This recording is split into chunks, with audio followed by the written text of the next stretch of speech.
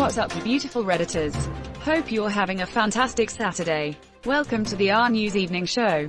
And let's just jump into it. From r/news. Kyle Rittenhouse says he used coronavirus stimulus check to buy R-15 used in fatal shooting. And yet somehow I don't feel bad for him at all. I do, insofar as I believe that everyone, regardless of future court determinations or evidence prior, deserves to have the best legal representation possible that acts in their best interest, and right now I don't feel like he's getting that. Based in part on this interview he had, I'm gonna pass on weighing my opinion of his guilt or innocence, since I've had that argument plenty of times already. His lawyers are going to let him dig the biggest hole possible so they can loot the entire defense fund in an effort to defend him. Educated vultures. So who's the fool in this situation? Felonies for everyone, including the gun seller, if they are aware of the situation. So people died while Kyle was committing a felony. Isn't that alone grounds for murder charges? They died because he committed a felony, not during. Big difference. This headline is just meant to piss off literally everyone. That check saved his life then. Money extremely well spent. You're watching the RNEWS show. From r/World News. UN panel votes 163-5 in support of Palestinian statehood, end of occupation. Let's say that happens. The extremist factions of the Palestinians still aren't satisfied, because they've claimed all of Israel as their territory. They fire one volley of rockets. The Israelis invade and curb stomp them. And we're back to the same occupation we've had for decades. But isn't the problem more that both peoples want their state in the same geographic locations? Why would Russia give up the territory that they didn't have for 23 years? en.wikipedia.org. Isn't it the same with Russia? You either have an ocean of ice, desert, mountains, or several other countries to cross before you even get to Russia. And then you have a massive butt country to invade too. Yeah, seriously. Any invading armies trying to attack North America would be spotted way before getting anywhere close. A land invasion is pretty much impossible, and ballistic missiles can be shot down. You'd pretty much have to covertly interfere with the social structure to get it to destroy itself from the inside. That will never happen though. Uh-oh. Grab them by the society. We live in a pussy. Okay, great. Now convince Israel to leave the Palestinian areas, and convince the Palestinians to accept their area as Palestine. Good luck with that. Extremists hate the moderates more than they do the extremists of the other side. You're watching the RNEWS show. From r/Politics. Joe Biden crosses 79 million votes, 10 million more than any other president in history. We spent decades bouncing back and forth between two political parties, and now that we're bouncing from Republican to Democrat, it's suddenly a surprise that Dems can win an election.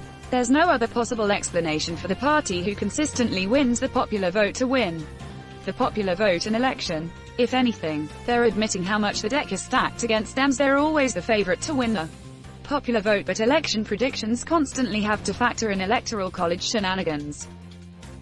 That is why academia, or as most people know it, education, is an enemy of the GOP. When the public lacks education, they will often lack critical thinking too, so that those in power can pass off lies without people questioning it.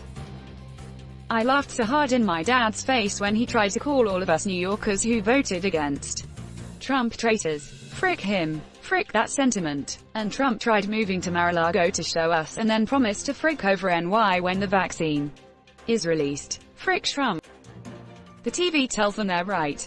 The radio tells them they're right. The president tells them they're right. The internet cesspools tells them they're right. Their neighbors tell them they're right. That's the problem. If Trump had legally won the election, he would be having maskless victory rallies in all the red states, totally ignoring the pandemic. I can't imagine what 4 more years would be like. You're watching the RNEWS show. From r/Politics. Latinas for Trump founder unseated Florida Democrat after shadow candidate with his surname entered the race. This times 100. They had some great cheats in place, and now they're angry that they still lost because they underestimated how much they are disliked. The only thing they lost is the White House. They're not very angry. In fact, I bet they're actually jumping for joy. They get to possibly keep the Senate they gained in the House. They've installed hundreds of biased judges in every court in the land. They've nominated 3 biased judges to the Supreme Court. And now they get rid of the orange, saying that it's so hard for them to manage. That's the only thing they really lost from the election. They're impossible to control narcissist leader that says all the bad things out loud. Mitch is probably so happy right now. I hate that sentiment. Dem party leadership sucks a bag of dicks and have for decades. The response to that by voters should be pick better party leadership, not give up on ever getting anyone better. Democratic Party leadership is elected by a committee of over 400 members. You don't get the best people that way. You get the people that piss off 400 people the least. The problem really isn't the Democratic Party leadership. I doubt the Republican Party leadership is any better. What the Democratic Party lacks is a propaganda network solely dedicated to it.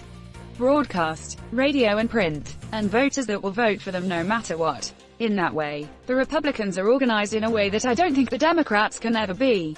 Also gerrymandering, etc. You're watching the RNEWS show. From r/politics, Joe Biden says stimulus package stalled because Republicans fear retribution from Trump. Grassley is from Iowa, a red state with a Republican governor. Whatever happens, the GOP is keeping that seat. McConnell married into money. He can afford the best healthcare on the planet. Seriously, I wouldn't be surprised to see him go full living corpse, hovering around the Senate via some tube Y apparatus like Palpatine in The Rise of Skywalker. Graham ain't going nowhere. Who's going to hold him accountable? His constituents. He's definitely going to be a head in a jar. But a man can dream. Yeah, but we gotta live in reality. I read this comment and it gave me some more hope. www.reddit.com. If Kamala strips Mitch of priority recognition, whoever she gives it to will be able to control the calendar and bring bills to the floor.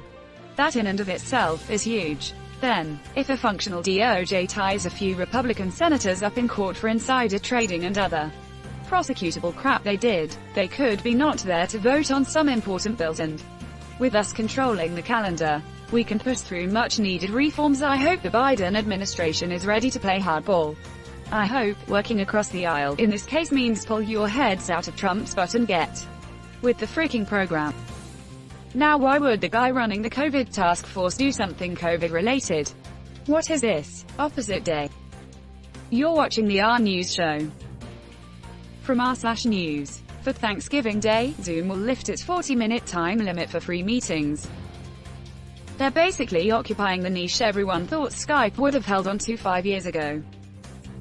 Seriously, what happened? Why didn't Skype fill this niche? Edit. Thanks for the answers, everybody.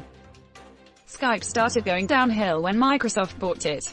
I remember how revolutionary Skype was in the late 2000s. It was one of a kind, and just worked. In the years since Microsoft bought it, it has become complete bloat. Don't even get me started on Skype for Business. Maybe I'm just old now, but Skype will always hold on to its app of choice for horny, long-distance teenage couples at 1 a.m. on a summer night. Title. Zoom freaking just doesn't have the same ring to it. Isn't that Snapchat? Kids these days, not knowing what it was like to be horny before the era of smartphones. Back in my day, we jerked off on Skype in front of a laptop screen, like nature intended. Can someone please explain how Zoom suddenly becomes the app of choice for this when things like Skype, FaceTime, etc. have been around for much longer? I get that Zoom works, but what about it caused people to jump ship from already popular and proven platform? Not to mention that Skype is bloatware and eats up tons of resources. At least one, if you send me the link to your family's meeting, winking face. And that's where we're going to end today's show. But if you like what you saw, leave a like, and if you want to see more of the RNEWS show, hit that subscribe button. As always, this has been the RNEWS show and I'll see you tomorrow.